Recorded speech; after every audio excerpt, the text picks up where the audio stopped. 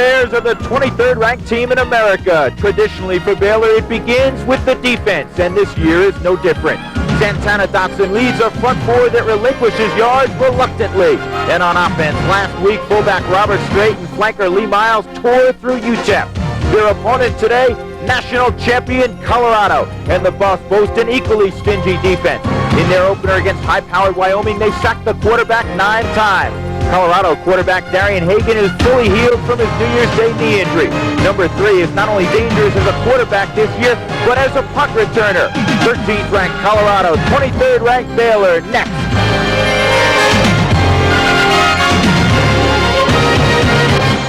NCAA football on Special Order Sports is brought to you by Southwest Airlines.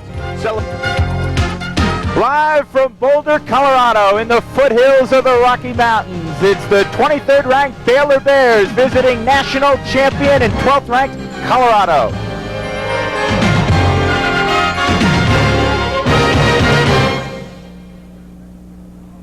And welcome to Folsom Field, where a sellout crowd is expected. Good afternoon, everybody. I'm Drew Goodman. This should be a terrific matchup, a defensive struggle. The last 3 years running, Baylor has led the Southwest Conference in defense, and of course, Colorado has been pretty good on defense the last few years themselves. In fact, Bill McCartney said earlier he feels this might be his best defense ever. Let me bring in my partner, the former Houston Oilers coach, Ed Biles. And I know you like defensive football. You got to like this one. Well, you always like defensive football when you've been an old defensive coordinator, but this one features a couple outstanding defensive line. This is a game where the old people have said, hey, let's see one in the trenches. That's what it's going to be. It won't be down and dirty because this is turf here, but it's going to be one of those games where whoever controls that line of scrimmage with the running game will be able to set up the play-action passes. That will determine the outcome. We have an oddity of sorts. We have 3 of the 12 finalists for the Lombardi Trophy in this football game. That rarely happens. Rarely happens, and you're talking about Santana Dotson, who's from Baylor, can play either end or defensive tackle, 3-year letterman out of Yates High School. Just great quickness, great strength, great size. Really unusual to have that. On the other side of the ball, you go to Colorado. They've got a defensive nose guard, one of the toughest positions to play. Steed, excellent, uses his hands. He'll move up and down the line of scrimmage. They're going to have to do an outstanding job. The center, Barron, will have an outstanding job. They're going to have to do a good job today to do outstanding work. The center for Colorado, Jay Leuenberg, what a tremendous center. Big, strong, quick, outstanding pro prospect. He started 26 straight ball games. So in there, keep your eyes in. You're going to see some tremendous football played. You know, Ed, as good as Santana Dotson is, he doesn't steal all the headlines in Waco, because people who follow Baylor football realize that the fella at one defensive end by the name of Robin Jones might be even better than Dotson all around. Interesting enough that you said that, because I talked to one pro scout here this week. That's exactly what he told me. He said, you know, everybody's talking about Dotson. He is a great football player, but Robin Jones just might be a solid football player versus a run and versus the pass, so keep an eye on him also today. 2 Texans led the Colorado defense the last couple of years. Their bookend outside linebackers, Alfred Williams and Kenavis McGee. They were first and second round picks, respectively, in the National Football League draft last spring. They have 2 more players at outside backer McCartney loves. Ronnie Wolfert, a converted quarterback, and also Chad Brown, who started inside last year. Chad Brown started inside and moved him out last week's ball game. He had 10 tackles. He's a 2-year letterman. It's going to be interesting to see how they defense this veer, especially the option when Joe runs it. Now, there is going to be some offense in this football game. Stick with us. When we come back, we'll talk about the 2 quarterbacks right after this.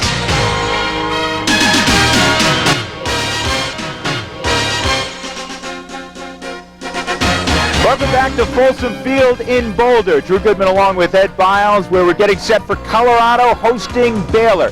Now, we talked a lot about defense in the first segment. There are offensive players, extraordinary offensive players, in fact, in this ball game. The 2 protagonists, the 2 quarterbacks. For Colorado, Darian Hagan, and for Baylor, J.J. Joe, and they're pretty similar in a lot of ways, aren't they? Yeah, they really are. They're really not what you call the drop-back passing type quarterbacks, the pro type. Both of them are great option quarterbacks. Option passing, option running. I think the one thing, neither one had the big size, so the ability of the defense to put their hands up. Both teams, I think, will try to keep them in the pocket, but if they get outside, both of them are dangerous. Hagan, extremely dangerous over the curl pattern or the hook pattern to Sean Brown. Now, you're talking a lot about passing, and people who follow Baylor and Colorado last few years say, hold on a second, these are teams that just run the ball, but today you really believe they have to have some success throwing it, don't they?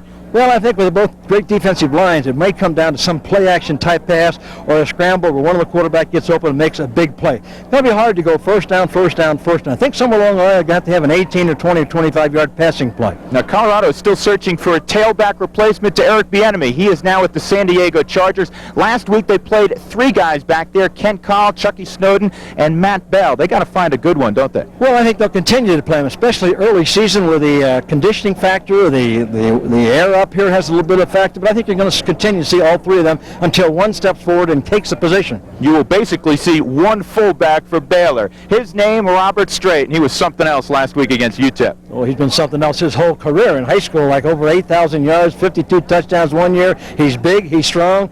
They will not be able to arm tackle him. They're going to have to wrap him up pretty good, or he's going to pick up extra yardage. This figures to be a great one. 2 of the finest teams in the nation. The Baylor Bears, 23rd in the country, visiting national champion Colorado. We'll have it for you right after this.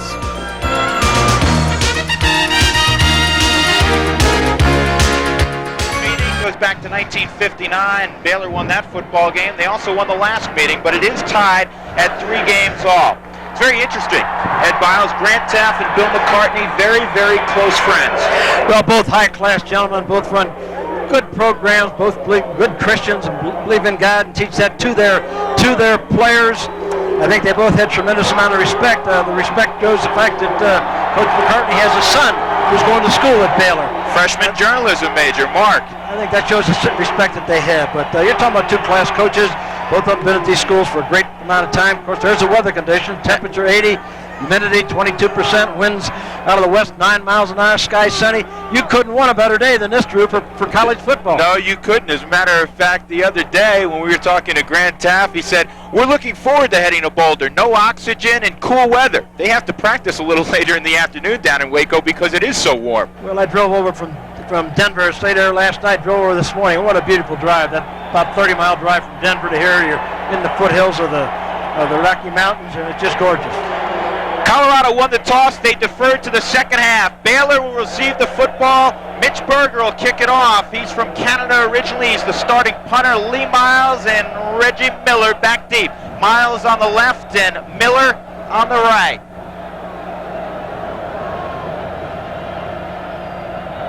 12th ranked Colorado, 23rd ranked Baylor. Here we go. And the wind got a hold of that one. This is a very short kick. It hits at the 20 and stopped at the 19-yard line. Reggie Miller, he'll only get 2 yards. He had to field that on the first hop down. Defensively, Dion Figures, the outstanding cornerback for the Buffaloes. The quarterback is J.J. Joe.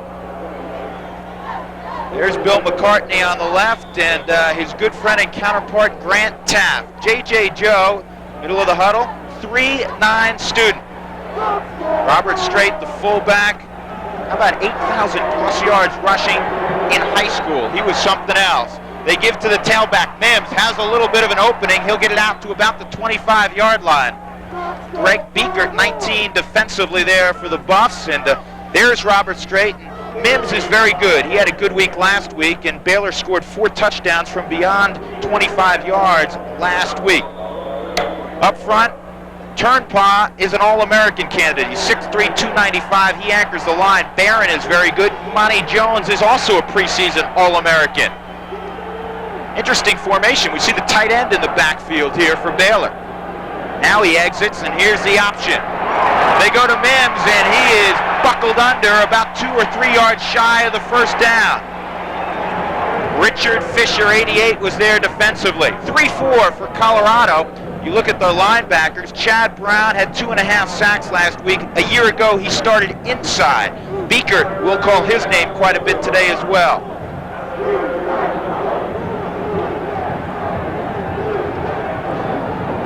Reggie Miller checks in to the offense. Lee Miles checks out. 3rd down and 3 yards to go. They need to get it across the 30-yard line. Baylor opening possession of the football game. And movement 76. Craig Bellamy heard a different snap count, I guess. Well, they're using a different formation. This is the first time that Baylor has used this formation where they put that tight end, the stacked eye, if you want to call it that, where the tight end will be used as motion. They're going to try to use him as a lead blocker. They got Pierce and McKenzie, who are both 230-pounders. They'll use them as lead blockers. They'll also use them on the option outside to try to get outside and get an extra helper on the block on the strong safety or on the linebacker, depending on the adjustment that Colorado does. Now, the one thing they're going to have to be careful is they have to have 7 men on the line of scrimmage. Actually, Coach McCartney said, hey, they only had 6 men on the line of scrimmage the last play.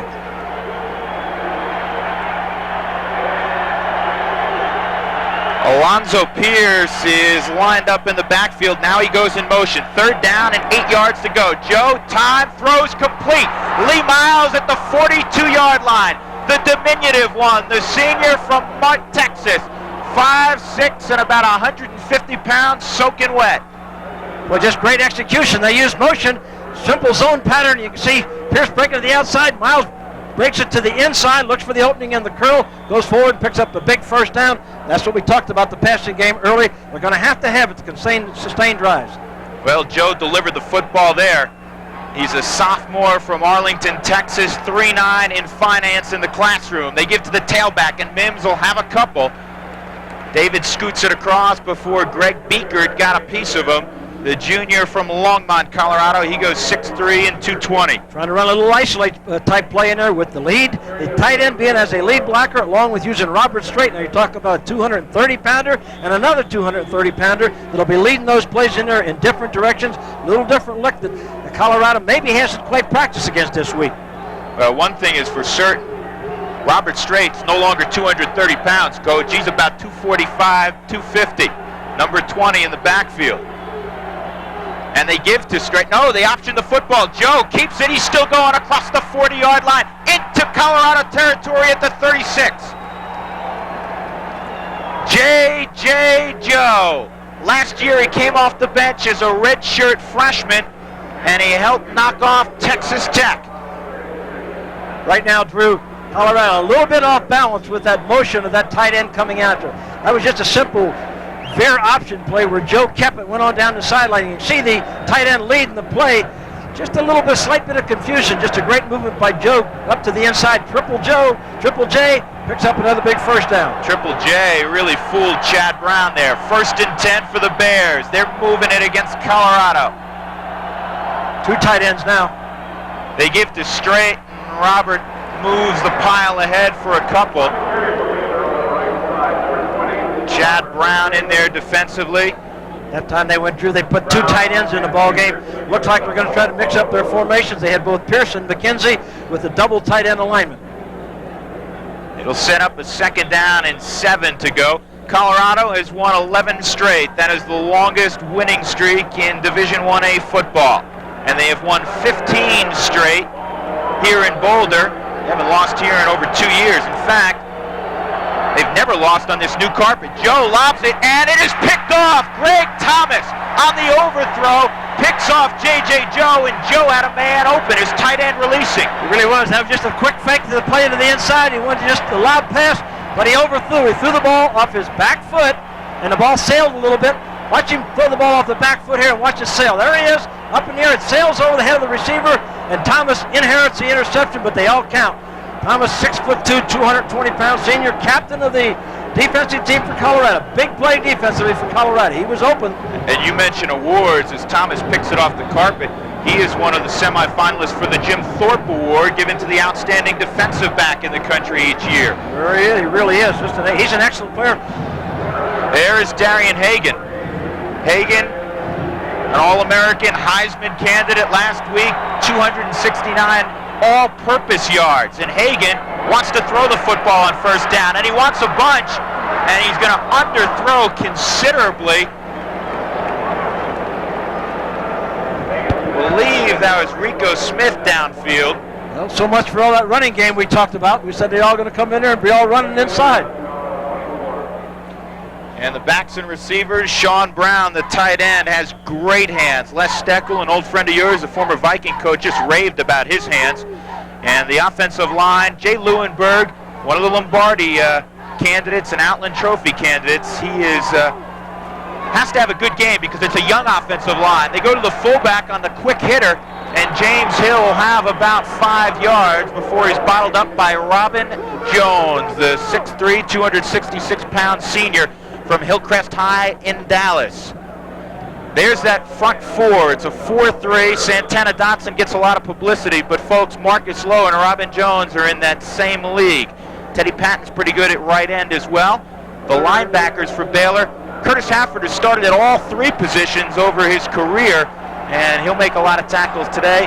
McFarland is the only guy back there who started a year ago. Well, was it offside or was it motion against Colorado on 3rd down and what they're calling 6? Well, as usual, both teams point to the other team, so let's let the officials sort it out. It's funny how that works, isn't it? Hafford starting in the middle there. Lee Bruder has a pulled hamstring. Bruder is usually the starter in there. And it'll go against Baylor. They'll walk off 5, and I think Marcus Lowe, bottom of your screen, might have jumped. Yeah, Marcus trying to anticipate the snap count. Yeah, I think he saw just a little bit of movement in there by Joe that the officials didn't detect, but the quarterback kind of lowered his fanny a little bit in there, which drew him offside. He was right down in that position where we could probably see that. So it's 3rd down and a long 1 to go. Colorado has to get it across the 34-yard line. First time they've touched the football today. Kent Call is the tailback. And Hagan wants to run option. He's in a world of trouble. He'll lose 3 yards.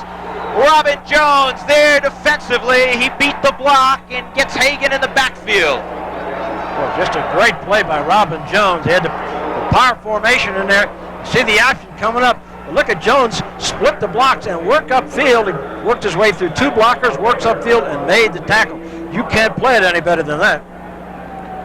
Here's Berger. They think he'll be another good one in the long line of outstanding punters here in Colorado. Barry Helton, Keith English, Tom Ruin. This is a great punt. Lee Miles calls for a fair catch and makes one nicely at the 25-yard line. Baylor will start there with their 2nd possession. We're scoreless in the first half. 9:33 to go, first quarter. Baylor visiting Colorado. Just against it unless we loosen it up a little bit. I think that's a surprise. Well, we had talked about it off the top as far as loosening up and throwing the ball well, and Bill McCartney told us yesterday, and Grant Taff alluded to it this morning, that whichever team throws the ball better today will probably end up winning the football game, barring unforeseen turnovers. Interesting to see what kind of adjustment Colorado makes to that tight end in the backfield. So far, Baylor has 32 yards and Colorado 4 yards in total offense. They go outside to Mims. He's quick, and he'll get 4 before he bounces out of bounds, and then a late flag, either in the area of clipping or perhaps a late hit going out of bounds. Chad Brown ran Mims out there. I think he called that on the. I think he called this on the wide receiver out there. Holden, I thought the wide receiver looked like he had a pretty good block. Of course, it was over in the vicinity of the Colorado bench. I'm sure the Colorado players were yelling, Holden, Holden. Well, watch the block up the top there by number 83. That's a pretty good block. Wow. Well, they're going to watch. You can't block him much better than that. The official was much farther downfield. I think he possibly just saw the tail end of that. Split crew of officials in this ball game today. Yeah, John Laurie from the Big 8 is our referee. It is a split crew. Our umpire is John Gaston. He's from the Southwest Conference. Head linesman's Don Capral. He's from Southwest Conference.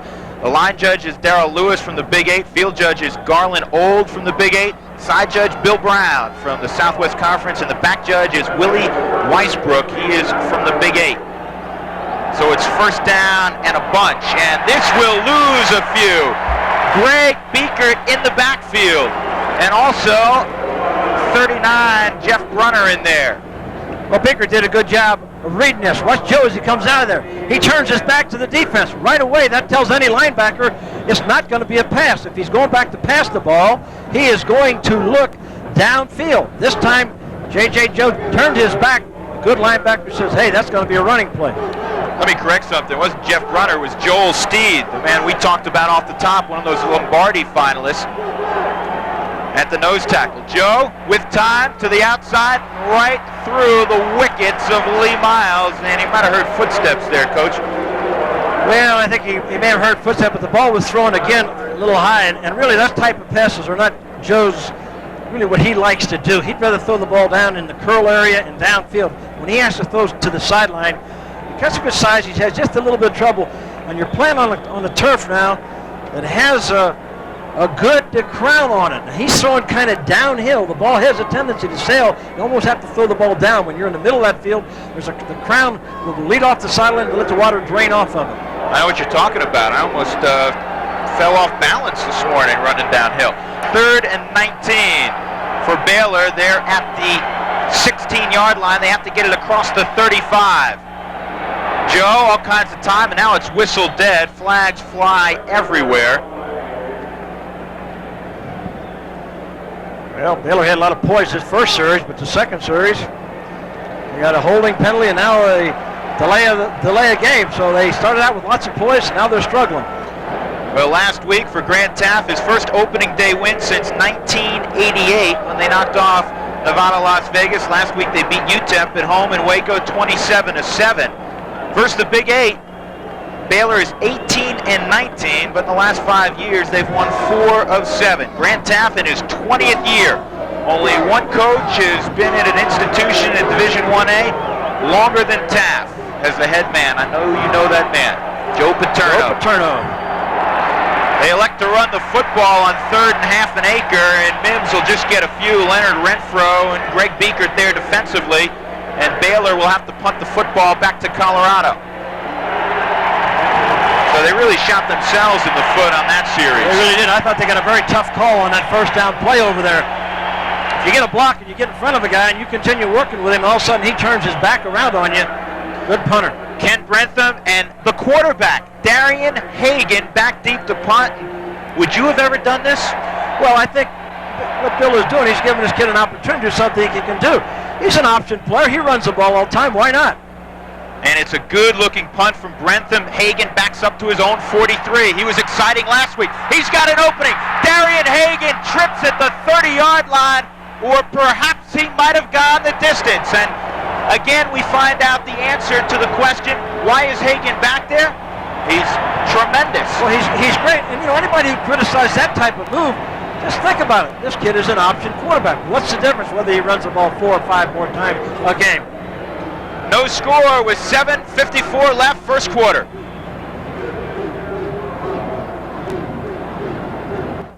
Patellar tendon tear that he suffered in the Orange Bowl in the second quarter against Notre Dame. He's fine. He's absolutely fine. Look at this return. Well, he splits it. He gets right up to the middle, almost makes a middle return out of it. And one of the Baylor coverage men just got his hand on him. I don't think he was really tackled with that. He's unhappy with himself because he knew if he'd have got his feet back up underneath him, he may have gone the distance. But that was a question where Baylor probably spent all week saying, okay, now we got to fan out. We got to get down. We got to cover the entire field. And they got so much to the outside that he just broke it right up the middle on him. Grant Taft said 2 things about Darian Hagan returning punts. He said, absolutely, I concur with my friend Bill McCartney. If you have a guy like that, you got to play him. I mean, if you got a gun, you got to shoot it. That sort of analogy. And the other thing he said, Darian Hagan, you have to catch him before you can hit him. And in the same breath, he said, if Hagan returns 6 for touchdowns against us, it won't be because we didn't work hard on it all week in practice. They were putting extra time in terms of punt coverage this week. That again shows you what the presence of a player like that back there does. It takes time from something else you might do in practice that you have to emphasize more and more what he can do and how he can beat you. So Colorado with outstanding field position, the plus 29-yard line. They come out with that full house backfield. James Hill's the fullback and he gets the call. And Hill will be stood up by Santana Dotson and also Teddy Patton on the right side of the defensive line for the Bears. Hill goes 6 foot and 210. He used to be a tailback. You take a look at here, just a straight head player. They're trying to favor the veer right off. They want to veer off the double team block. Now they're going to block down and try to take it to the outside there, but against this defensive line, I think you may try to see him run a couple little misdirection plays here somewhere along the line to slow him down. Colorado has a young offensive line, 66 at left guard, a true freshman. James Hill dives over number 73, Roger Ivy, the right guard, and he'll get a couple. Dotson again there defensively, and it'll set up a 3rd down and about 5 yards to go for Colorado. I think Colorado tried to use what they call a fold block in that time, where the guard may have blocked to the outside and the tackle stepped around behind him, but in stepping around behind him, the Baylor defensive line got good penetration and did a good job of stuffing the play. Rico Smith heads out to the top of your screen, and Mark Henry a wide out to the near side. Colorado leaves Kent Call alone in the backfield. 3rd down and 5. They need the 19-yard line. And now Hagan will check off.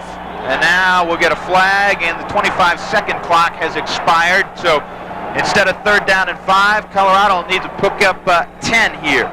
Well, what Baylor did then, they broke up, saw a broken formation, one remaining back. Keith Caldwell, the safety, came up and almost looked like it was going to be a safety blitz from the outside. And Shea Maston had moved to the outside. And I think that Aaron Hagan probably realized this play isn't going to work, whatever they had called, and they were forced to take a delay of the game and take this penalty. They didn't want to waste a play. Not down here, you don't. You don't want to make a mistake in plus territory. Might be one of the rare opportunities today with these two defenses.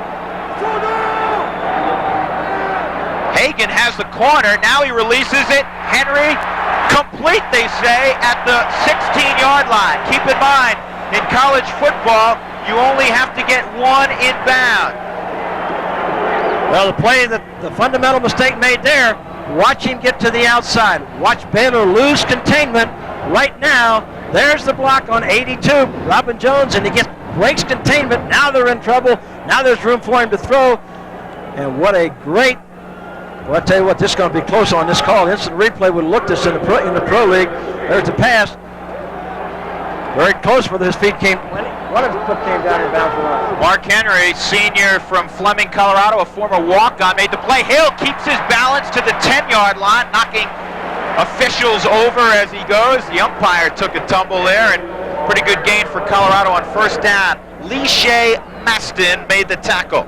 John Gaston, official from Little Rock, Arkansas, get knocked down on this play. A good job by Hill of spinning and moving it back to the inside. Just broke the tackle.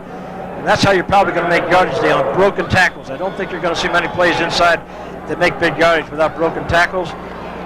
You know, it's interesting. We talked about this is a timeout for the official. I think he got hurt a little bit in the back. I think they want to give him a chance to kind of, he's feeling his back out there, and give him a chance to get his breath. Hey, why not? They rarely take care of the officials. He's allowed to get his wheels under him.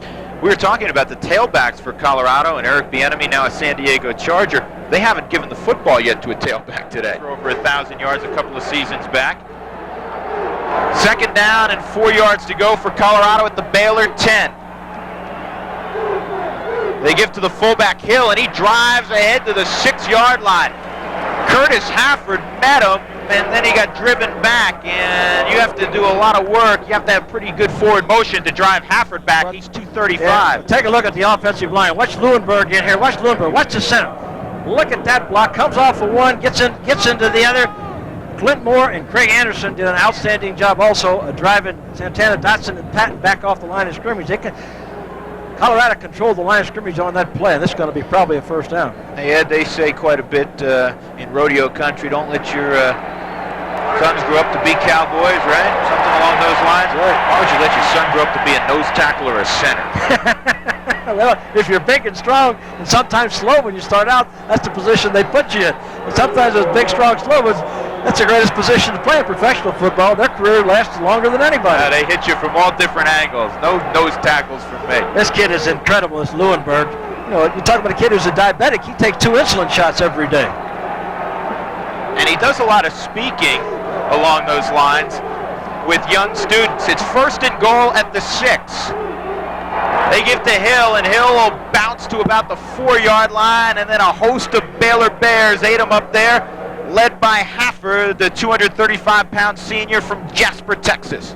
They've run Hill inside now about three times in a row. Baylor's defense getting a little anxious coming down inside. Watch very shortly for Hagan to bring that ball out and come with an option to the outside. 2nd and goal, ball at the 4-yard line.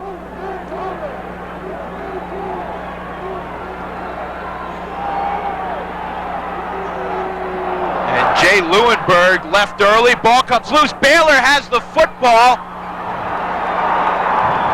And yes, it counts. Baylor football at the 4. Curtis Hafford recovered.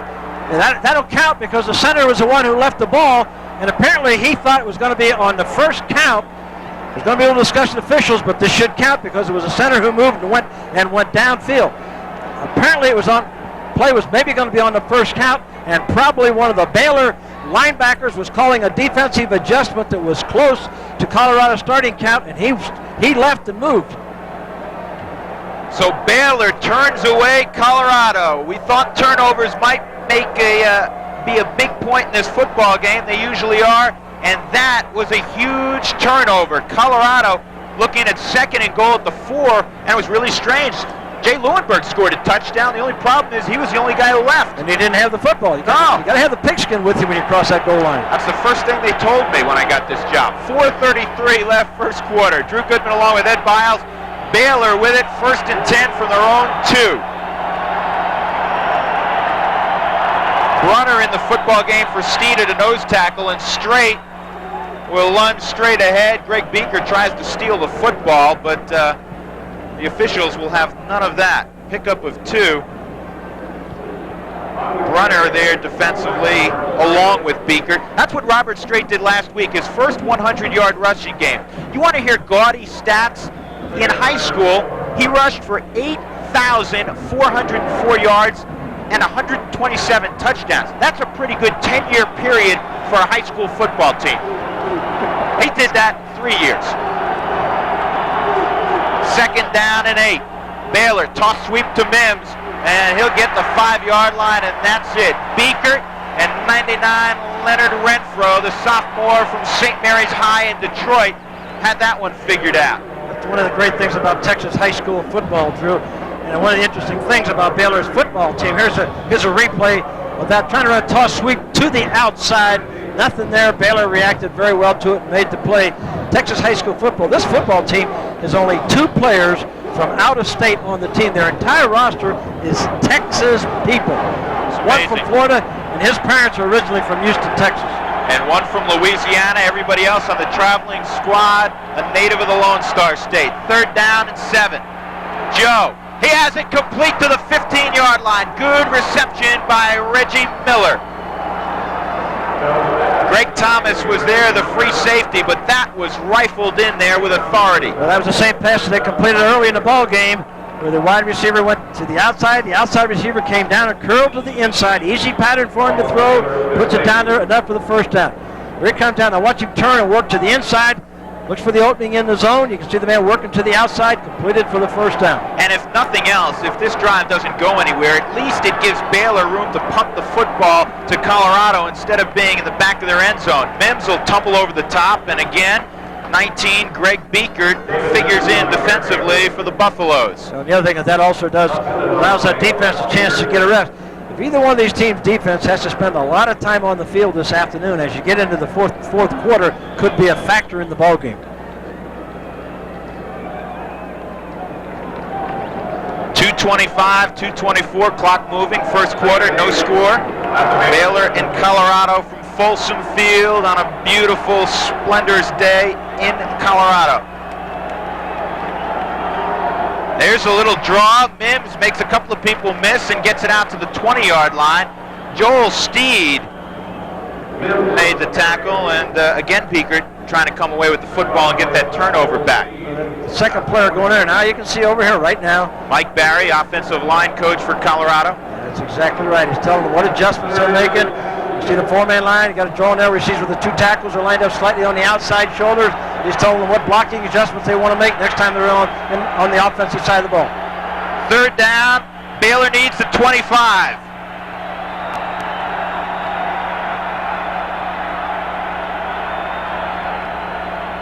Here's the delay to Mims. He has an opening. He'll get across the 25. Mims to the 30. And he walks out of bounds at the 36-yard line. Joe checked off, and he checked into the right play. He ran away from the strong side of the formation. Well, they were lucky Colorado didn't get a penalty call over there. It was accidental, and Mims probably got hurt on this play over by the bench, and he was way out of bounds over there. One of the dangerous things about here at Folsom Field, as they work on Mims, is the sideline, the cement walls. This is an old stadium, very, very close to the sideline. Well, Mims had a sprained ankle going in, but as he got out of bounds, about 3 yards out of bounds, he tried to stop. The Colorado player that was chasing him was unable to stop and hit him in the back. And I'm sure it was unintentional. I'm just amazed that they didn't get a penalty flag thrown on that play. Mims now 10 carries for 32 yards, and that was the 4th first down of the ball game for Baylor, and he seems to be okay. He did come in, as you mentioned, Ed, with a slightly sprained ankle. It was his left ankle, and looks like he may have re-sprained it. His backup is a sophomore, Craig Stevens from Dobie High School out of Houston. Good football player, just hasn't. See if we can see what happens. Watch him as he gets out of bounds here now. Now he's going to step out of bounds. See the play. He thinks the play's over. Now look at the Colorado defensive player roll into him out of bounds there, way over by the sideline. See, Mims stopped. He thought the play was over. Colorado player didn't do it intentionally. He was falling and rolled right up the back of his legs.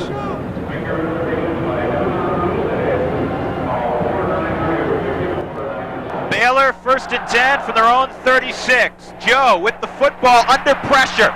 He avoids the rush and now will throw the ball, and it's complete at the 41-yard line. Good grab by Lee Miles. Ronnie Woolfolk was the linebacker who applied pressure. Joe avoided him, and we also have a penalty flag down in the secondary. I think we're going to find that Baylor probably had some offensive linemen downfield on this play. And that's exactly what we'll have. That's very difficult for a lineman to stay disciplined. His quarterback rolls out of the pocket, Ed, and then all of a sudden it looks for all the world like he's going to run. Especially when you have a quarterback like Hagan and Triple Joe, Jay, who are people that do that all the time. You anticipate them taking off and running the ball. I'm sure that lineman said, hey, nobody was open. He's probably going to take off and run. And it's just a very difficult play. It's hard to blame a lineman for that type of play. Joe, a sophomore, 3.9 in the classroom as a finance major. Better graduation rates nationwide. 1st down and 15. Baylor gives it to Straight. Straight will tumble forward for about 3. Leonard Renfro and also Richard Fisher, an inside linebacker. Fisher's from Sugarland, Texas, where he was a high school All-American, number 88, and Straight gets about 2. Oh, he had a fine high school coach out there. Went to Clements High School. There it is. There's the inside play. Now you can see Renfro coming down hard on the stunt to the inside. It'll be very difficult for Baylor to run inside until they get that option working a little bit to the outside. Grant Taft, 20 years in Waco, Texas. He has had opportunities to go elsewhere. We'll talk to him at halftime today. Joe, play action. He wants to run this one. Woolfolk moves it to the outside. What a play defensively by 47, Chris Hudson. He anticipated and somehow got up in the air and batted it away. Lee Miles was open. Well, that freshman redshirt, in fact, he's out of Houston, Texas with the Worthing High School. Remember him from playing high school football. Boy, comes right up, playing that zone coverage, gets underneath it, made just not an outstanding play, tremendous play, because Mims was open on the sideline. Jones a little bit late delivering the ball. So receiver open coming across the middle, just a little bit late delivering the football. He allowed Hudson plenty of time to recover. There is Hudson from the Houston area, 5'11" and 190. He had 18 interceptions in high school. 3rd down and 12. J.J. Joe straight back. Here comes a blitz.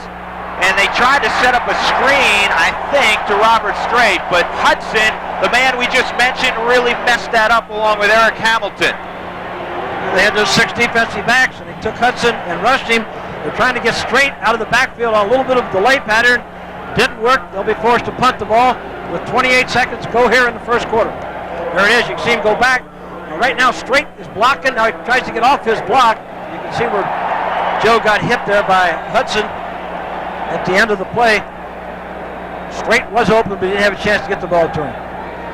Kent Brentham in the ball game. He's from Belton, Texas. Last year he averaged 37 yards a punt.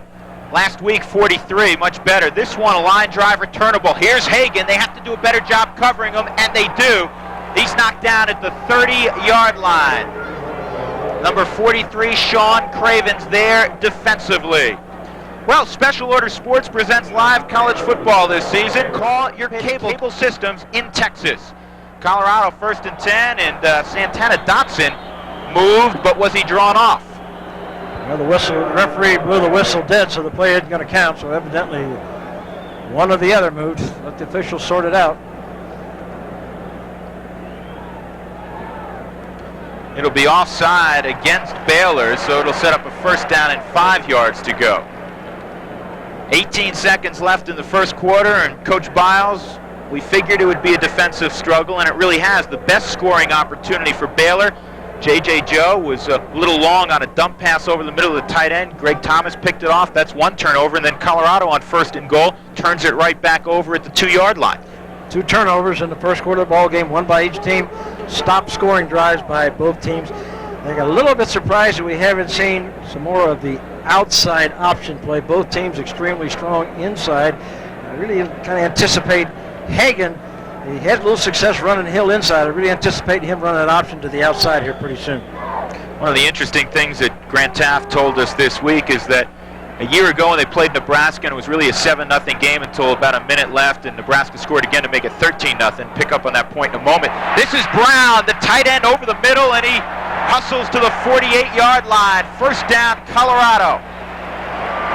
Brian Hand, the linebacker, had to drag him down. Good throw and good catch. And Sean Brown had 4 last week. He's a senior from Granada Hills, California. And even though Hagan doesn't have the height, he seems to do well with that pattern where he hits the tight end in the middle area. He had great success with that, as you said last week, with 4 completion. Here he had another completion today. Here comes the option, and here's Call, his first carry, and Call across the 45 to the 42-yard line of Baylor. Curtis Hafford brought him down, and Call was looking to get loose. He is a redshirt freshman from Fort Morgan, a terrific student and an outstanding high school football player. He was all-state in Colorado and nationally. There you can see the replay, and of course you can see that how far they had to go to. Hafford had to come all the way from the inside, middle linebacker to get way to the outside to make the tackle. Containment player lost the containment, and that's what opens up the option. And that'll end the first quarter. We are scoreless from Boulder.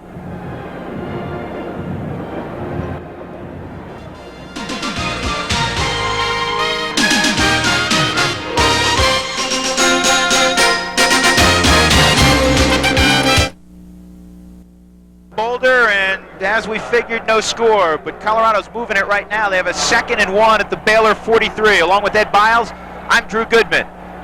Hagan wants to throw the football. He goes to the outside, and this will pick up 4 or 5. Charles Johnson, not the Charles Johnson that led them to the victory over Notre Dame in the Orange Bowl last year. He is getting ready to attend law school. He had 1 year of eligibility left. This is another Charles Johnson. He's a wide receiver out of San Bernardino, California. Well, what a great job by Craig Anderson, the left tackle, 6'4", 280-pound sophomore. He went right straight down that line of scrimmage and got out there and led that play, and actually made that play the possible to get the yardage that they got out of it. Yeah, that's one I figured they were looking for more. Here's Hagan, cuts it up the middle. Darian Hagan tripped up at the 26-yard line. Hagan nailed by Frankie Smith as he was looking to head the distance. And an injured Baylor player down on the field. See him working to the outside. As I said, I thought pretty soon you're going to see him run that option. You see Hagan running the ball down through there, and again, 1 tackle puts him down. It's Marcus Lowe. They can ill afford to lose the senior from Northbrook High in Houston. He's their best run defender on the defensive line. And he has had a bad knee injury in the past, but they don't seem to be working on his knee. Take a look at Leuenberger, the center. They're going to get into him, working with him, drives him back. And what happens, of course, he drove him back over the other offensive lineman. He drove him back over Roger Ivy, who was coming down for the middle linebacker. That's that old schoolyard play where someone jumps up behind you and lays down behind you. Someone comes up, push you over their back. You remember how you used to do that when you was young? Well, that's exactly what happened. But this time, you got a 265-pounder who wasn't just pushing you lightly. He was throwing you and knocking you down over the top of it. That's fine when you're 8 or 9 years old, but when you go 265 or 280, that'll hurt. Well, Leuenberger had a great block, though. He really had Lowe going the way he wanted him to go and almost had him flat without having the help of someone laying down behind him. There's some outstanding people in the trenches in this football game for both Baylor and Colorado. 1st and 10 from the 26-yard line. Smith goes across the formation in motion, and Hagan wants to throw it. And he's got a man wide open. Sean Brown at the 5. He'll walk in. Touchdown, Colorado.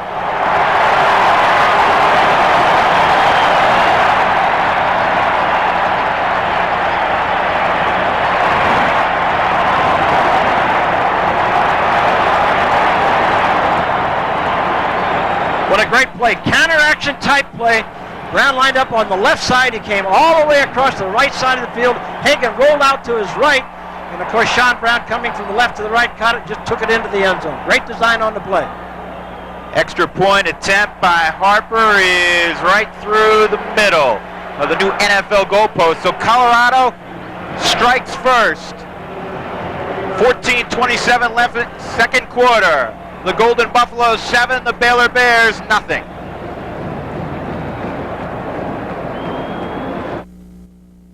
Seconds. As we set up on top of the show, we felt there's going to have to be some kind of big plays, that 18, 20, 25-yard plays in it. They wasn't going to do it just pound, pound, pound. Well, that was a good example of what we thought was going to have to be done for either team to win the ball game. Here's Berger to kick off, either Lee Miles or Reggie Miller. It'll be Miles, and he's 2 yards deep, and Miller didn't want him to come out. And he'll out only to the 13-yard line. Miller was trying to tell Miles to stay in the end zone. But he didn't do a good enough job. With special team coaches, they're told that second back there, you run right at the guy, putting your hands up, yelling and screaming because he's concentrating on catching the ball. He didn't realize he was 2 or 3 yards deep in the end zone. Miller was too far upfield to get back there to tell him to stop it, and that's exactly what happens. That guy receiving the ball has to have help from his teammate. It wasn't given to him quick enough. Consequently, they're going to start backed up on their own 13-yard line. Here's Sean Brown, Granada Hills High School. If it sounds familiar to NFL fans, it should. John Elway, the quarterback for the Denver Broncos, went to Granada Hills High School. There's Triple J. He's got to get something going for Baylor. They have moved it effectively on 2 drives. And David Mims, good news, is back in the football game for the Bears at tailback. Well, I think this is probably an important possession for Baylor now. They need to move the ball. Even if they don't score, they need to move the football to prove to themselves that they can move the ball. Otherwise, Colorado's going to get great field position and could consequently go back in and get more points. Crucial drive for Baylor. Ed, one of the difficult things right now is Baylor is in the loudest portion of the stadium. You can see Joe trying to audible also. Hard to do. Pierce leads, Mims, toss sweep, and he won't get much. Beeker, Steed worked down the line of scrimmage. Richard Fisher, 88, also in there on the junior from Dangerfield, Texas. See what they're doing, they're trying to work and get that play to the outside. They're taking Pierce and using him as a movement tight end coming out of the backfield. He's anticipating that they're going to run the ball more to the outside. He's kind of standing there. I think that's what the coach is going to tell him on the sideline. You got to move back in there to help out on that block rather than wait for the defensive lineman to come out to you, or linebacker. Matt Gann is in at right tackle for Craig Bellamy for the Bears. Now Pierce lines up at a tight end. Here comes the option. Joe's got some room. Joe's got a lot of room. He's across the 30, still going to the 35-yard line. Big play for the Bears, and then a late hit. Well, this one was over in front of the Baylor bench. And this time it was called. I think that this is a good call by the officials. You'll see on the replay. Here's the option. Fakes the ball. You can see him converging on straight to the inside. Looks like he might be. Now he sees the daylight. And watch as he gets to the sideline here when he gets out of bounds, how late he is hit out of bounds. Right there, way out of bounds. The hit was way late. Eric Hamilton was the guilty party, the junior from Gardena, California. Number 6, the strong safety. He loves to lay a welt on people, but this time it was 2 yards out of bounds, and that is dangerous. Again, you see the wall right there on the right portion of your screen. Not a lot of room on the sideline here between the sideline, the playing surface, and the fans. But that play plus the penalty really got Baylor out of the hole. They go from their own 13-yard line now to the 50-yard line, puts themselves in a position to run the offense that they want to run. Actually, the nose of the ball in Colorado territory. Mims, tailback, and he'll do well to get to the line of scrimmage. Leonard Renfro and the man in the middle again, 19, Greg Beekert. He led the Big 8 in tackles a season ago. Beekert is just a junior. He's from up the road in Longmont, just about 20 minutes from Boulder. Well, but he's got good size. He's got that experience. You're talking about 6'3", 220-pounder. He's already got 2 letters. This will be his third year lettering. He just looks like a prototype linebacker. Look at him. Got that little thing back there. He's got his shoulder pads up in the air. Tough. Lee Miles goes wide to the top. Reggie Miller wide to the near side. They go toss sweep. Mims has a little bit of room, but it closes down quickly at the 47-yard line. Marcellus Elder And also Chad Brown, 34, an outside linebacker in the neighborhood. There you can see the effects of the sprained left ankle that Mims had. He was coming to his left, and he really wanted to plant and cut back to the inside a little bit on the outside play, but he just didn't have quite the strength and power that he normally would have on a play that way, so he had to kind of slide into that turn. Consequently, Colorado recovered. Big third down play now for Baylor. They need 8 yards. They have to get it nearly to the 39 of Colorado. Second quarter. 12-13 left. Joe has time. Outside man wide open. He's still going. Tightrope in the sideline. Alonzo Pierce out of bounds. They say at the 11, unless he stepped out earlier. No, they say he went out at the 25-yard line. But, Ed, how did he get so wide open? He got so wide open because Colorado, the same pass that they completed earlier with the outside receiver running the curl to the inside, this time they ignored him outside. See the curl man in there? That's why he's wide open to the outside. They were all kind of convergent on the curl pattern they had completed a couple times over to Miles. Now, Alonzo goes right down that sideline after completion. Pierce, the senior from Jack Yates High School in Houston. They've turned out a ton of good players. Robert Strait pounds the middle for 3, maybe 4. Richard Fisher will get up last defensively. Former high school All-American out of Sugarland. There's Mr. Strait. Oh, just a sophomore, 6'1". They list him at 230. We know better. Coach said he's closer to about 2.5. I would say he's about 248, give or take a few pounds, whether he's just eating or whether it's right after practice. Second down, and they'll call it 7 yards. Mims with the football and some room. He'll get it down inside the 20 to the 17. Ronnie Woolfolk was there for Colorado to stop it at that point. But again, Baylor moving the football well. To further illustrate, Ed, we have a timeout. Well, we got an injured player, John Turnpole. Looks like he injured his shoulder on this play. On a step around block, he stepped on the block on the outside to get the play. And of course, here's a replay. Wow, also looked like a little bit of a face mask call in there, but the official didn't call. But John Turnpole came off the field. David Leaks has replaced him, a sophomore, 6'4" and 305, number 69.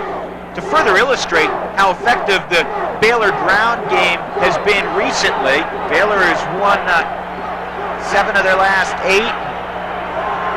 Pick up on that thought in a moment. Third down and 3. McKenzie goes in motion. Reverse, here comes Miles. He scored on the play last week. And this will go nowhere. Big loss. Oh. Fisher in the backfield stayed home, as did Chad Brown. What a great play by Chad Brown. Chad Brown just saw this all the way. Well, it was a good call. I thought it was a good call by the offensive coaches. But watch Chad Brown standing outside here waiting for it. See, no place for him to go. No place for him to go. That allows Fisher and the rest of the defensive players to recover. But a great play by Chad Brown, who's slow to reverse down. So we'll get a field goal attempt of 41 yards. Jeff Ireland is in the football game, the senior from Abilene. 41 yards, and now with the far hash marks, the college hash marks, and the NFL goalpost, he has to push it across. He got it through. Jeff Ireland from 41 yards away has the Bears on the board. 10:04 to go in the half. It's Colorado 7 and Baylor 3. It's UTEP. Colorado has allowed just 3 touchdowns in their last 17 quarters. So it is not easy to put it in the end zone against the Buffaloes. And here is that scoring drive for 3 points. They go 63 yards. It took 9 plays. Jeff Ireland, again, with the goalpost now 18.5 feet as opposed to 23-plus feet, it is really tough on the college kickers. Well, especially with the hash mark. In the pros, those hash marks are, more to the middle of the field. You're talking about a big difference than what the pros have to attempt. They're kicking from the middle of the field all the time. Interesting to me, I think the fact that both coaches realize they got to throw the ball a little bit because of the great defensive lines of the other two teams. 5 yards deep, and Charles Johnson says, well, we'll take it at the 20. Perhaps he learned something from Lee Miles. And as we talked about, the other back was right there helping him that time, whereas in Baylor's case, that other back was about 17 yards upfield, and he couldn't see what he really wanted. That was the difference in 2 fundamental football plays from special teams. Bill McCartney doesn't wear a headset anymore. A couple of years ago, he said, I was getting too involved with the offense and worrying about the defense, and Just figured I'd be more effective if I took the headset off. What are your thoughts on a head coach taking them off? You got to do what you feel are most comfortable with. I think, just your style, your individual style. Hagan, 1st and 10 from the 20, gives to Chuck Snowden, the first time we've seen him today. And he lunges to the 24, but I don't know if they'll give him that. His knee might have been down. No, they say... yeah, they're going to bring it back. Yeah, they are going to bring it back. The knee was down at the 22-yard line. So just a pickup of 2. Snowden, another one of those tailbacks getting a shot to win the job. He's a sophomore from right here in Boulder. He went to Fairview High School. He goes 6'1" and 205. He's a little bigger than Ken Call and Matt Bell. Johnson goes across the formation.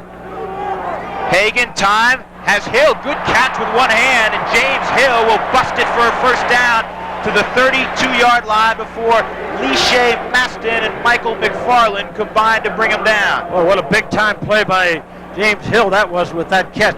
With that right hand after a catch. Just watch Hill, the fullback, makes a little fake. Again, the counter-action type stuff. Watch him reach up here now with the right hand and bring it back into the left. Well, that's just a great catch. McFarland received the blow rather than delivering the blow on that one. 9:14 left. Here comes option. Hagan in a world of trouble, and he'll be dropped for a loss. 47 in there was Brian Hand. Also, Curtis Hafford, number 99. And good news, 95 Marcus Lowe is back in the football game at a left defensive tackle for Baylor. So 2nd down and 11. 7-3, Colorado leading, 8:45 left, first half. Drew Goodman and Ed Biles from Folsom Field in Boulder. James Hill gets maybe 2. Teddy Patton bottled that one up, the senior from Cisco. It's one of those plays you kind of outthink yourself. You think, well, 2nd and 10, maybe they're going to think we're going to come with the counter-action passes or something outside, and they'll be working their linemen to the outside. We're going to run it inside. So the play didn't work, and Baylor did a good job playing it. Now we're in that 3rd down. Now, here's where they've had great success with some counter-action stuff. Watch that tight end coming across from the left all the way over to the right on this play. 3rd down, they need the 43-yard line. Henry in motion. Hagan's got time, and he's low and away for his intended target. I think it was Rico Smith, but that was not a well-thrown ball. It really wasn't. He threw it in between both of them. He just seems to be much more comfortable when he's trying to find that big tight end coming across in the middle rather than going those outside patterns. So Baylor will get the football back, and they should get it in pretty good field position. Berger's in to punt, and Lee Miles is back at his own 27. That was a good series for Baylor's defensive folks. Remember Tyrone Thurman at Texas Tech? Lee Miles reminds you a little bit of him. This is a big, booming punt. The spiral turns over, and Miles is backed up to his 14 and dropped at the 22. Defensively, it was Tony Senna, backup running back from San Antonio on special teams. Oh, he made a great play, and I'll tell you what, if he don't make that tackle, Miles looked like he had the opportunity to get to the outside here and maybe make some yardage. And Miles is down on this play. Looks like he may have got that ankle twisted when he went down. A punt of 52 yards and a return of 6. Mentioned Tyrone Thurman. Lee Miles next to Tyrone Thurman would look like Kareem Jabbar. Yeah, Miles is really small. And you know what? They've gone down a lot of ankle injuries so far in this ball game, but this turf, we were down on the field earlier, is really soft. It's only about a year or two old, I'm sure, because the surface is very soft. Let's see if we can find out what happens to him here. Here he catches it. Now, if he can get to his left here, to the outside, if that tackle is missed, and all kind of running room. Well, the good news is, whatever it was, he's fine, because Lee is jogging off. Maybe it's just he lost his shoe and he wanted to tie it on the field. Who knows? Maybe he just wanted a break. I was going to say that might be smart strategy on a day like this. A little warm, you're visiting your team. Get your teammates a little rest once in a while. 1st and 10 for the Bears at the 21-yard line. McKenzie moves over to a tight end. Here comes Robert Strait, and he'll get maybe 3 yards straight ahead. Again, it is Greg Beekert. Inside linebacker 19 and also 39, Jeff Brunner, who's a backup nose tackle and the strongest player on the team, 6'2" and 255. And Lee Miles right back in the offensive huddle. I couldn't believe it about that Jeff Brenner. He can squat 555 pounds. And he bench presses over 400 pounds. You go out here and lift the stadium up if they need help. They could move it if they need to, make a couple extra parking spaces. 2nd down and 8. Joe waggles, has a man, tight end at the 40-yard line is Alonzo Pierce. And now a flag comes in late. Dion Figures knocked him out. It's interesting. Both teams using almost mirror plays. That's the same play that Colorado had success with Brown coming across the field. Personal foul, late hit against Colorado on their bench. Same identical play. Watch this. Counter pass, fakes there. He's going to roll out to his right. Tight end started on the left, going across to his right. There he breaks open. Alonzo Pierce takes it. Now he gets out of bounds. Well, I know one thing. That was a tough call. That was a tough call. That was a real tough call. It really was. I think they felt they may have missed one earlier, but there's nothing wrong with this hit at all. No, that you have to let go. I mean, that's right on the sideline, and Figures was lined up to hit him already. Yeah, I disagreed with a couple early ones, but I really disagree with that one. McCartney will get angered, obviously, if there are hits on the sideline because he believes in poise, and he teaches poise. But that one was questionable. Mims dives for a couple. Brian Diet was in there. Diet, sophomore from Pomona High School in Arvada, Colorado. And now we have a Buffalo down on the field. And it's Richard Fisher, inside linebacker, the guy from Sugarland. Well, he's been a good one for him. Been really a consistent player. Only a sophomore. It is a very, very physical game. Oh, it really is. There's a lot. Well, you've got the great defensive linemen. This is kind of a masculine test. Much has been said about how good Colorado's defensive line is. Much has been said about how good the Baylor defensive line is. Much has been said about the fine Baylor, the Letterman and the Baylor offensive line. So it's kind of a test to say who's the toughest, and there's some hitting going on. Good, clean hitting. No cheap shots. That's what Grant Taft likes. He said, I like when it's 3rd and 3. You line up and you run the football between the tackles. I love that kind of football. Well, with 6:50 left, we'll step aside for a moment. Colorado 7, Baylor 3. Colorado got it back and was able to score a touchdown. Hagan to Sean Brown, but Baylor came right back, and Ireland kicked one from 41 yards, and you're up to date. Roberts straight to the 40-yard line. He'll be about 3.5 yards short of a first down. Joel Steed got a piece of him along with Mr. Beekert in the middle. Some people have a tendency to say, why does he keep running straight inside when he's only making 2 and 3 yards? Basically what that does is set up all the outside stuff. That also helps set up that counter action play because they have to hold, the linebackers and the linemen have to hold in there so they make sure that straight isn't getting the football. Now they can do the option and get the passes off the play action. Big down for the Bears, 3rd and 4. McKenzie in motion, here comes the option. Joe, he won't go anywhere. Well defense by Chad Brown, the junior from Altadena, California. Well, I think there was a mix-up on the play. There just had to be a complete mix-up on that play. There are too many people standing around out there now.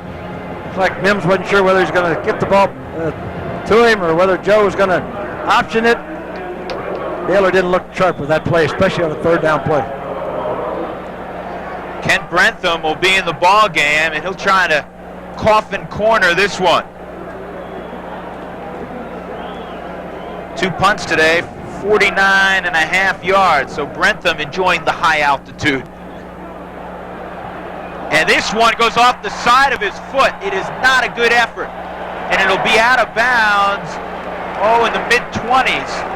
See where the official stops. I love this. Well, he felt the pressure.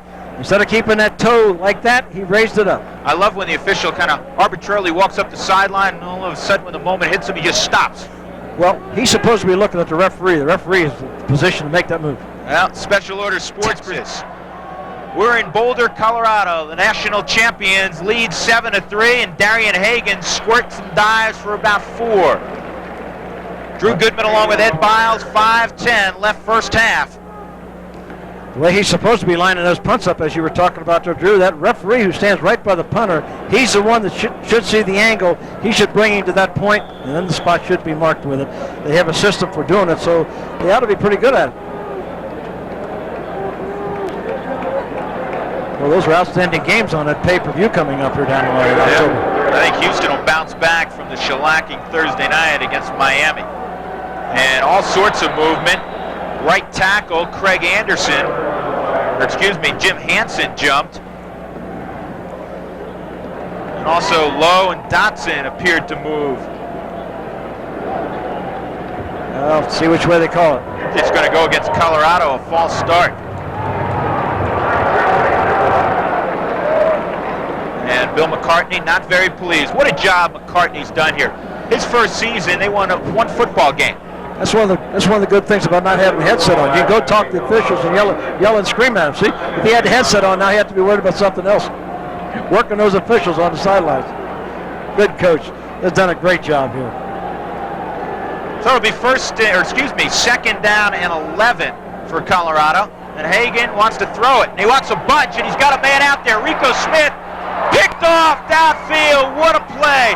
Clifford Ellison recovered, got up high, and robbed it from Rico Smith.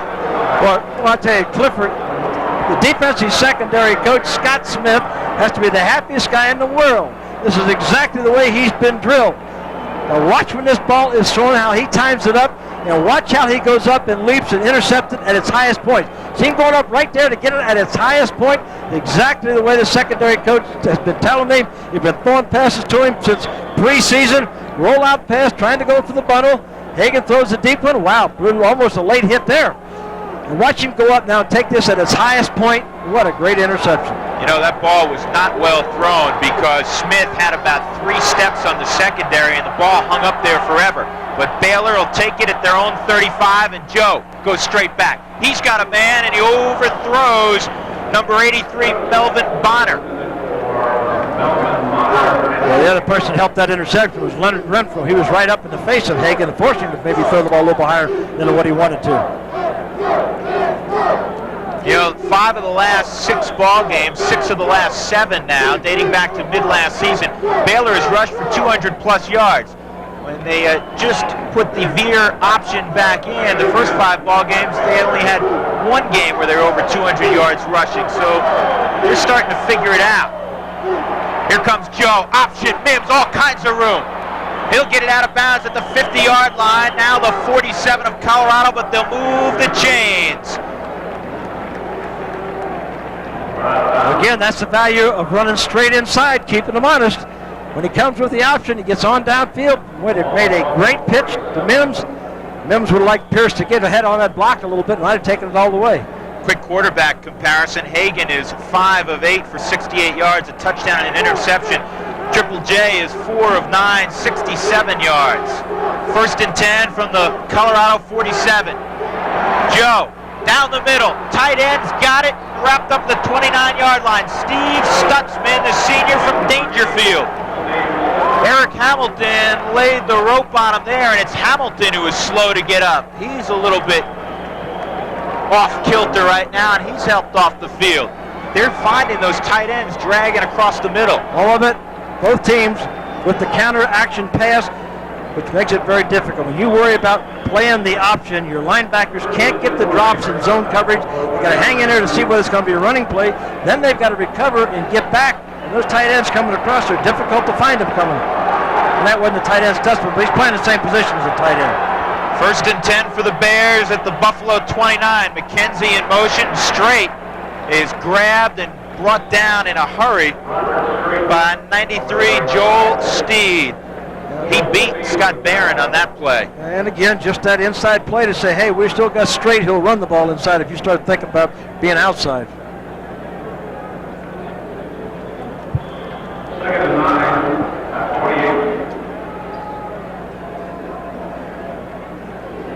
7-3, 3:16 to go, first half.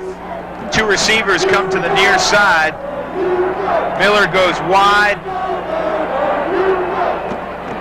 They give off, and this will be shy of the line of scrimmage. Ronnie Woolfork is in there, and John Knutson, 36, the freshman who replaced Richard Fisher, who continues to be looked at on the Colorado sideline. John Henry checks into the football game now at fullback for Robert Strait. It'll be 3rd and 11, and this is where Baylor broke down last time and had to go for 3. Well, this, of course, is a situation they don't like to get into because they're not really what you call a conventional passing team. They have twins to both sides. Quarterback draw. Quarterback draw, and it's there. Joe will get very close to a first down. He needed the 19, and he's dropped about the 20-yard line by Greg Lindsay. And it'll be about a yard shy. I think with the 3 points up on the board, there you see the quarterback draw. He really milked this for about as much as he can get it. Watch as he goes down. He really throws the ball forward, and they gave him full progress. I think Grant Teff will possibly go for this. Well, I think he will. I don't see any special teamers or field goal unit guys huddled around Taft. McCartney's irate at the spot, I believe, and Taft has called a timeout. So while Bill works the coaches, Grant will figure out a play to gain a yard. Well, I think to get the spot right at the spot. I think the spot is pretty good. Yep. So look at the replay. You can see he hit right down right on that line with it. Now if they give him where he bounced to. Here's an update on Rich Fisher, the inside linebacker for Colorado. He has a sprained right knee and will not return.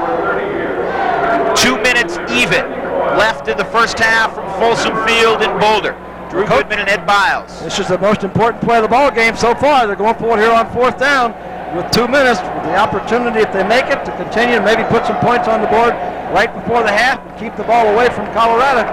4th and about a half a yard. What are you going to call? Well, last week they had 1 4th down situation and they were unsuccessful going for it, 0-1 on the season. You know what? I'd give it to that big 250-pound load, number 20, Robert Strait. I don't think you can stop him behind the line of scrimmage, can you? Well, I think the one thing that they do, they'll take a look. If possibly Joe sees any daylight between the 2 defensive tackles and his center, he may just take it and go straight ahead. Otherwise, he'll probably give it to Strait. To his right, he might be able to see a little daylight. Joe keeps it. He'll have the first down and more. He runs the option down to the 12-yard line. First down, Baylor Bears. Good call by the offensive coordinator. A little bit of gamble involved, but it was a good call. Everybody inside, like you and I, thinking they'd run the sneak or give it to Strait.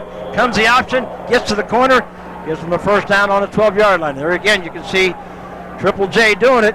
Well, that's an excellent call by Chuck Reedy. He really is impressive. Just a sophomore, number 13.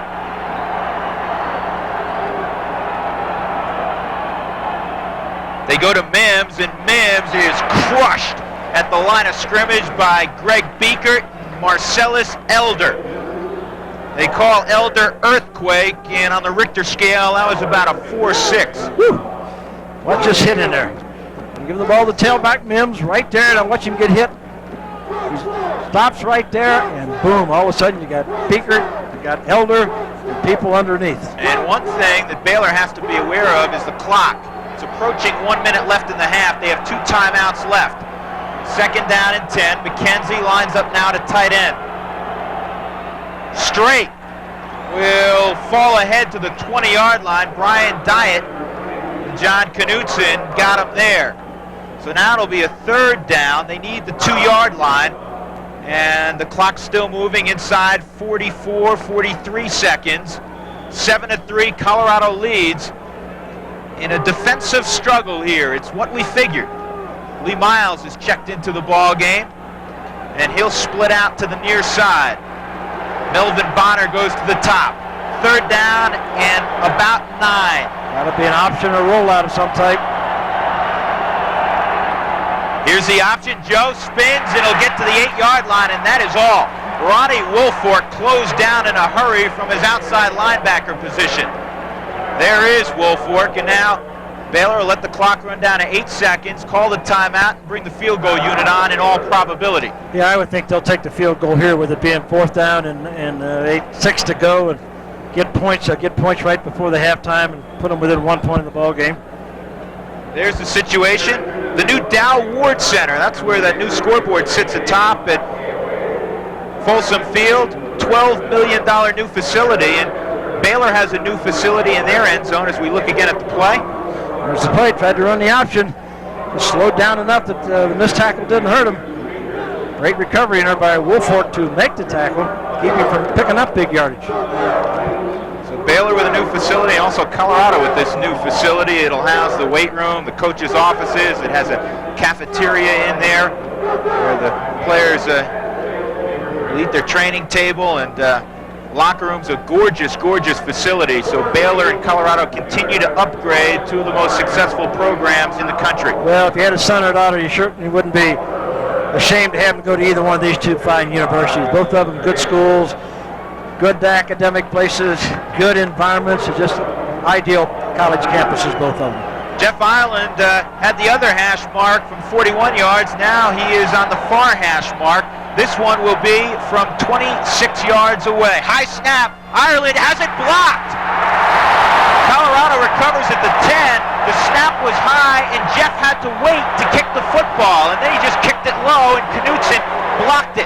Well, the snap messed up his timing. He started, normally on the snap you start, he had to stop, then he had to start back up again, and he just didn't get his foot in the ball properly.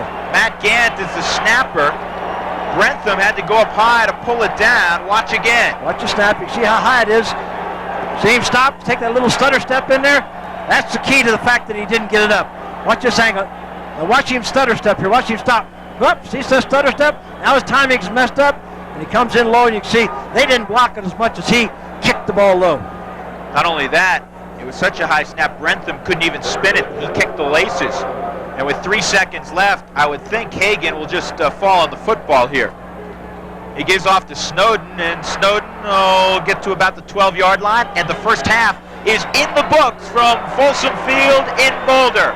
Colorado, the defending national champions, leads Baylor only by 4, 7-3.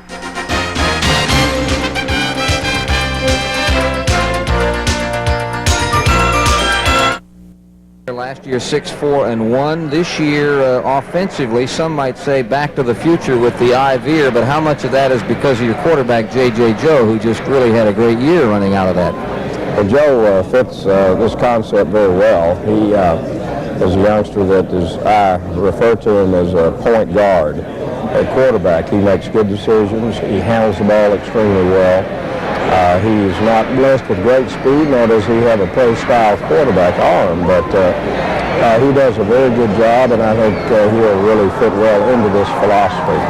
Last year, Baylor was number 2 in the Southwest Conference rushing, 15th nationally, and it was despite using 3 quarterbacks in part due to injuries, and breaking in Robert Strait. Now, Robert Strait, once he broke in, had a lot to do with those high numbers. You got him now all year, and you got some depth in running back, too. Yes, we do. We have good depth both at tailback and at fullback. This time a year ago, we had good tailbacks, but no fullback. As a matter of fact, we went into the Nebraska game, our opening game a year ago, with a cornerback as a starting fullback. That's where we were, and of course, Robert Strait has emerged. We've got good backup people behind him. And the big key that we've got offensive, we've got a good offensive line, maybe the best in the league. One of those fellows, of course, it seems like he's been here forever, is John Turnpaugh. John started as a freshman, so he's played for 4 years, and he's progressed and gotten better each and every year, and right now he's probably one of the best guards in the nation. One advantage you have, really, I guess, when we talk about Robert Strait is the fact that there's a question, is he a fullback or is he a tailback? Well, that's a matter of lining him up. Really, he's both as far as able to play either one, isn't he? Sure. You know, he fills the role for us as what is referred to as a fullback, but it's a misnomer in the sense that he's going to carry the ball a bunch. All you got to do is know that he broke